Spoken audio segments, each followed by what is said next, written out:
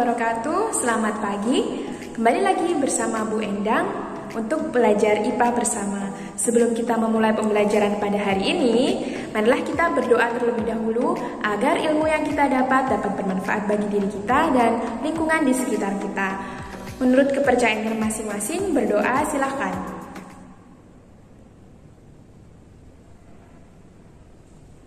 Berdoa cukup. Baiklah adik-adik, hari ini kita akan belajar tentang pesawat sederhana. Seperti yang sudah kalian pelajari di SD, nah kali ini pesawat sederhana akan dibahas tentang cara-cara perhitungannya juga. Nah, sebelum kita membahasnya, saya beri pertanyaan dulu. Menurut kamu, apakah yang dimaksud dengan pesawat sederhana? Apa kegunaan dari pesawat sederhana? Dan alat-alat apa saja yang termasuk penerapan pesawat sederhana? Coba kalian ingat-ingat lagi pelajaran di SD waktu itu. Nah, ternyata pesawat sederhana merupakan alat mekanik yang dapat mengubah arah atau besaran dari suatu gaya.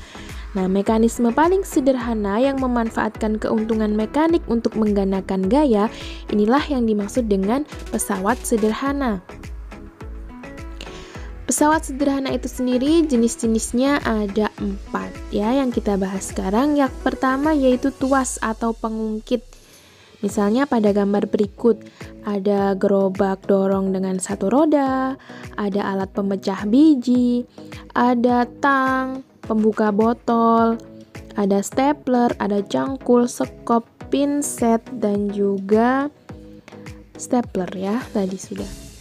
Selanjutnya bidang miring. Nah, kita bisa tahu contoh-contoh bidang miring, misalkan pada gambar ini yaitu bidang miring untuk mengangkat drum ke truk misalkan, atau ujung dari paku, ada tangga, ulir sekrup, dan sebagainya. Ada juga yang ketiga yaitu roda berporos. Dan yang keempat yaitu katrol, yang sekalian temui biasanya kalau di sekolah itu di ujungnya tiang bendera ya, untuk pengerek tiang bendera itu.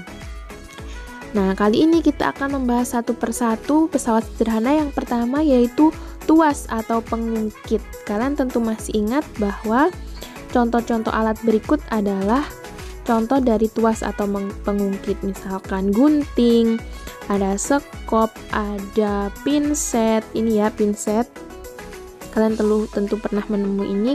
Ada linggis, ada pembuka botol, ada pemecah biji, kemudian pemotong kertas. Ya, kalau di gambar ini tidak ada, kalian bisa menemui pemotong kertas misalkan di fotokopi atau di print-printan gitu ya. Terus di sini ada stapler, ada sekrup, dan sebagainya. Nah, pengungkit ini dapat memudahkan usaha dengan cara menggandakan gaya kuasa dan mengubah arah gaya. Cara mengetahui besar gaya yang dilipat gandakan oleh pengungkit adalah dengan menghitung keuntungan mekanisnya. Skema pengungkit pada umumnya seperti pada gambar, yaitu ada gaya kuasa, ada titik tumpu, ada gaya beban, dan juga ada lengan kuasa dan lengan beban ya. Karena syarat kesetimbangan tuas adalah ini, FB dikali LB sama dengan FK dikali LK, itu syarat kesetimbangan dari tuas, dimana FB adalah gaya beban, LB gaya lengan beban, FK gaya kuasa, dan LK adalah lengan kuasa. Nah, untuk mengetahui keuntungan mekaniknya dari pengungkit adalah FB atau gaya beban dibagi FK atau gaya kuasa, atau bisa juga dengan menghitung lengan kuasa dibagi lengan beban ya, jangan sampai terbalik, FB per FK atau LK per LB, diingat-ingat ya. Nah, jenis-jenis pengungkit ini ada 3. Jenis pertama yaitu titik tumpu di tengah. Kemudian diapit oleh gaya kuasa dan gaya beban. Ingat ya, titik tumpu di tengah adalah tuas jenis pertama. Contohnya, gunting. ya, titik tumpunya ada di antara kuasa dan beban. Kalian bisa menyebutkan contoh tuas jenis pertama yang lain. Kemudian tuas jenis kedua, ya, gaya beban yang di tengah di antara gaya kuasa dan titik tumpu. Contohnya pemecah biji. Kalian juga dapat menyebutkan contoh dari tuas jenis kedua yang lainnya. Kemudian tuas jenis ketiga, kalau ini gaya kuasanya yang di tengah di antara gaya beban dan titik tumpu. Contohnya alat stapler ini ya, titik tumpunya di sini, gaya kuasanya di tengah dan titik bebannya di sini, gaya bebannya di sini ya. Nah, untuk memudahkan mengingat, kalian bisa menyingkatnya dengan TBK. T, tumpu di tengah, ini tuas jenis pertama. B, beban di tengah, tuas jenis kedua. Dan K, kuasa di tengah, jenis ketiga. Gitu ya. Selanjutnya di sini ada contoh soal. Perhatikan gambar ini ya. Ada sebuah pengungkit atau tuas terlihat seperti gambar di atas. Supaya W dan F seimbang diatur seperti itu. Berapakah berapakah panjang lengan kuasa pada tuas di atas? Lengan kuasa berarti jarak antara titik tumpu, ya ini titik tumpunya, dan gaya kuasa, ini lengan kuasa. Untuk menyelesaikan soal ini, kita tulis terlebih dahulu apa saja yang diketahui. Yang pertama FB. FB di sini 500 Newton ya, FB. Kemudian yang diketahui kedua adalah LB 30 cm. Kemudian FK di sini, FK sebesar 100 Newton, kita tulis 100 Newton. Yang ditanyakan adalah LK, jarak antara lengan kuasa dan titik tumpu. Kemudian kita jawab menggunakan rumus yang tadi ya, kesetimbangan dari tuas yaitu sama dengan FB kali LB sama dengan FK kali LK. Kita tulis semuanya yang diketahui. FB-nya 500, LB-nya 30, FK-nya 100, dan LK belum diketahui, tetap kita tulis LK. Kemudian kita kalikan 500 kali 30 sama dengan 15.000. FK-nya 100 tetap kita tulis dikali LK, karena belum diketahui tetap kita tulis LK. Kemudian kita cari LK dari 15.000 dibagi 100, maka lengan kuasanya adalah 150 cm agar tuas tersebut tetap seimbang. Kemudian di sini kalian bisa melanjutkan dari soal tersebut ya, diskusikan dengan teman kalian dan tulis jawabannya di buku tulis. Dari soal yang sama di atas kita lanjutkan soalnya. Apabila titik tumpunya digeser 10 cm. Jadi titik tumpu ini digeser ke sini 10 cm. Jadi titik tumpunya misalkan di sini ya. Berarti lengan bebannya 30 plus 10 cm mendekati gaya kuasa atau F. Maka yang terjadi agar W dan F seimbang kembali adalah kalian berarti mencari apa yang dicari? Ya, tetap LK yang dicari, namun yang berubah adalah LB ya. Ini kalian diskusikan dengan teman kalian.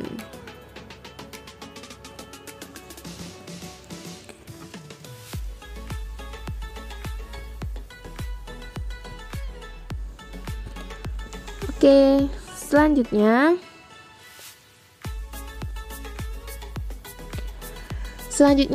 yaitu bidang miring. Bidang miring merupakan bidang datar yang diletakkan miring atau membentuk sudut tertentu sehingga dapat memperkecil gaya kuasa.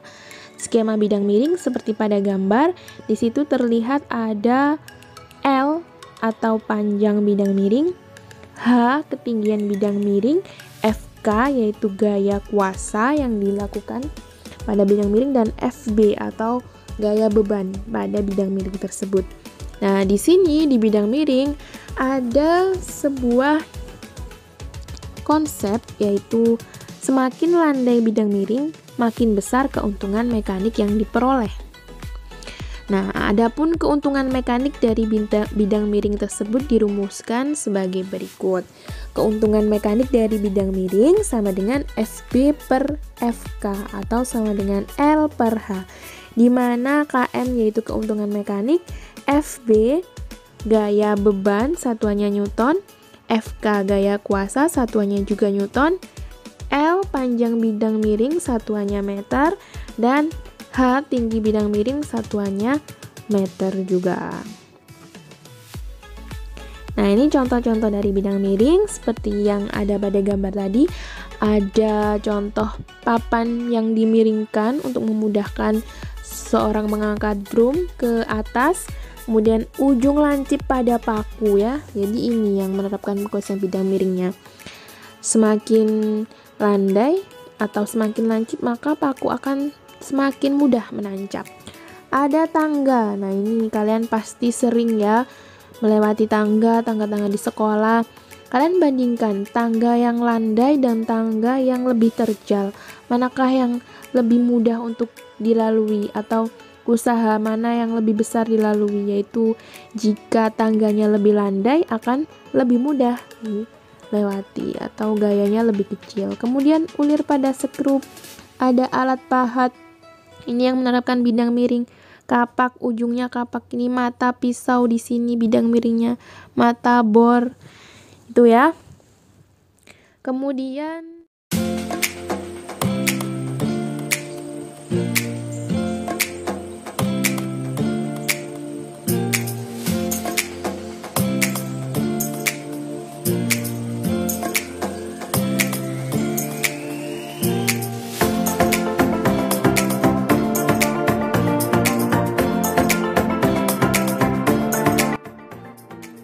kita lanjutkan ke pesawat sederhana yang ketiga, yaitu katrol. Katrol merupakan roda dengan sepanjang sisi beralur yang digunakan untuk menarik benda dari atas ke bawah atau sebaliknya. Nah, sisi benda beralur pada katrol digunakan untuk menempatkan tali ataupun rantai yang dapat ditarik maupun diulur. Nah, contohnya ini. Ini gambar-gambar dari katrol. Nah, katrol itu juga punya titik tumpu di sini. Ada lengan kuasa juga karena di sini untuk menarik katrolnya itu ya. Dan ada lengan beban. Ini ada bebannya. Katrol itu adalah roda, di sini rodanya dan punya alur, dan di alurnya ini diberi tali yang dapat digunakan untuk menarik ataupun diulur ya. Ini ada katrol tetap, katrol bebas, dan katrol majemuk. Nah, berdasarkan prinsip kerjanya, katrol dibedakan menjadi 3. Ya, tadi ada katrol tetap, katrol bergerak, dan katrol majemuk.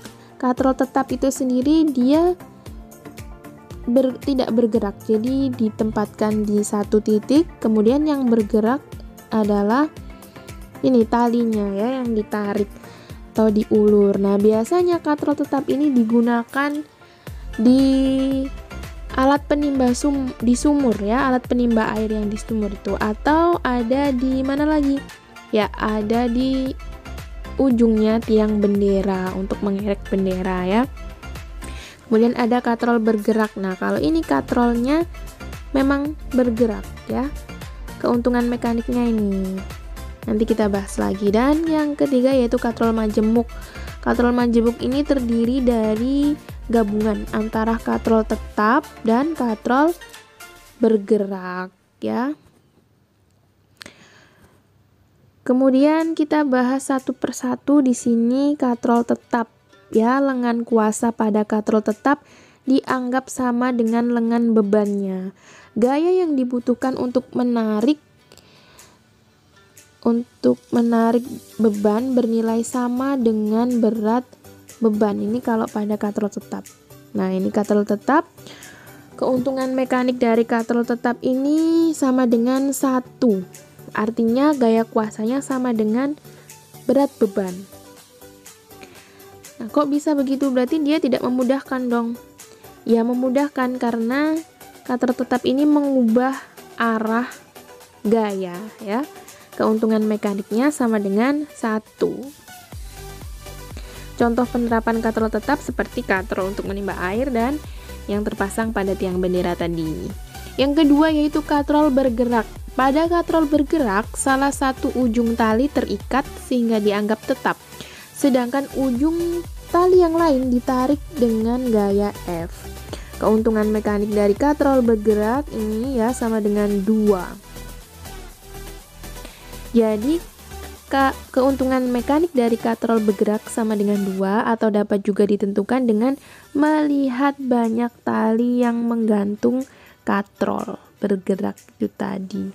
Contoh penerapan katrol bergerak seperti alat pengangkat peti kemas yang ada di pelabuhan. Kalau kalian bisa lihat tadi di video. Selanjutnya yaitu katrol majemuk atau katrol takal.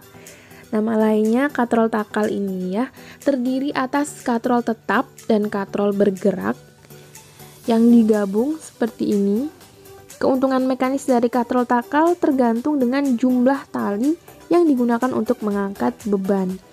Keuntungan mekanik katrol takal ini ya, katrol pada gambar yang ada 3 tali di sini yang menanggung beban W sehingga kuasa F sama dengan 1/3 W.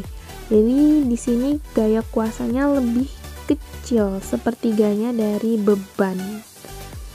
Jadi katrol takal ini, katrol takal di samping yang ini, keuntungan mekaniknya sama dengan 3 atau sesuai dengan jumlah tali yang ada pada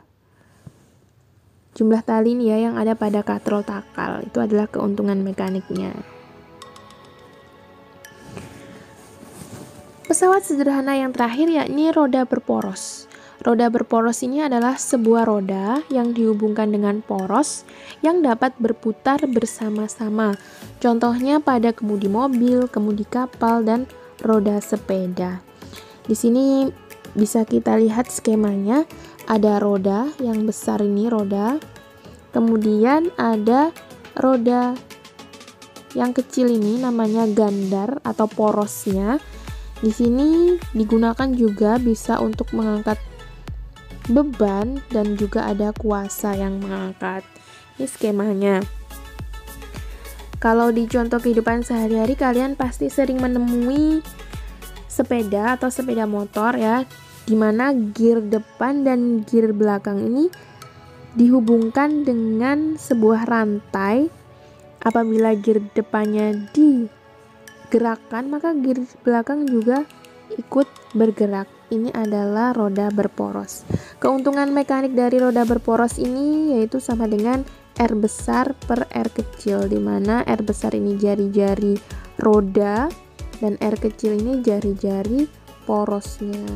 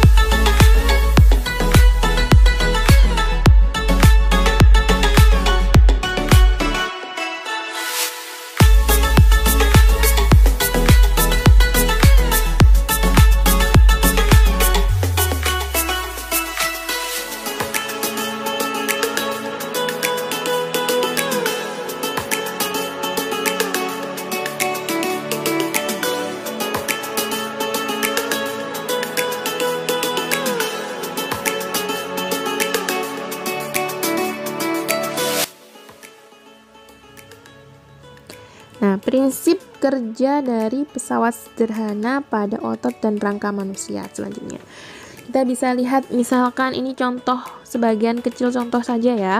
Yang pertama, misalkan seorang yang mengangkat barbel. Yang kedua, seorang yang bermain bulu tangkis mendorong barang ke atas dari lantai ke atas truk menggunakan papan miring atau menimba air dengan menggunakan katrol ya. Ini prinsip-prinsip sederhana. Nah, ini contohnya. Yang pertama, seorang yang angkat barbel. Di sini bisa ya diterapkan pengungkit, di mana di sini ada kuasa di tengah, ada penumpu, ada beban. Kalau kuasanya di tengah berarti dia menggunakan prinsip tuas jenis ketiga ya, sama dengan prinsip tuas jenis ketiga. Kuasanya di tengah di antara penumpu dan beban. Kemudian kita perhatikan yang nomor 2 ini, seorang bermain bulu tangkis. Di sini ada prinsip dari pengungkit jenis pertama, kedua, dan ketiga. Misalkan di pengungkit jenis pertama, ini terjadi pada leher ya. Jadi titik tumpunya berada di antara kuasa beban. Hal ini terjadi ketika pemain bulu tangkis menggunakan otot leher untuk menengadah kepalanya. Kemudian ada juga prinsip tuas jenis ketiga. Kuasanya terletak di antara titik tumpu dan titik beban. Di sini kuasanya di lengan atas, penumpunya di bahu, dan bebannya ada pada raketnya. Kemudian ada juga prinsip pengungkit jenis kedua. Di sini di kakinya, di mana titik bebannya berada di antara titik kuasa dan titik tumpu ya. Bebannya ini adalah massa tubuh, kemudian titik tumpunya ini tumitnya, dan kuasanya adalah otot dari otot betis tadi. Itu adalah prinsip kerja pesawat sederhana saat bermain bulu tangkis. Kalian juga bisa menemukan prinsip-prinsip pesawat sederhana di kehidupan sehari-hari, misalkan saat menimba air di sumur atau saat mengangkat galon. Nah, itu kalian bisa pelajari. Di sana juga ada prinsip-prinsip pesawat sederhana dan pengungkit. Oke, ini adalah sumber-sumber belajar yang kita ambil dari video pembelajaran tersebut. Dan oke, terima kasih. Kita sampai di sini pembahasan tentang pesawat sederhana. Apabila ada yang ditanyakan, silakan tulis di kolom komentar atau segera tanyakan ke guru mata pelajaran IPA kalian masing-masing. Jangan lupa subscribe channel YouTube Solid IPA ini. Terima kasih telah mendengarkan dengan baik dan sungguh-sungguh. Saya akhiri. Wassalamualaikum warahmatullahi wabarakatuh.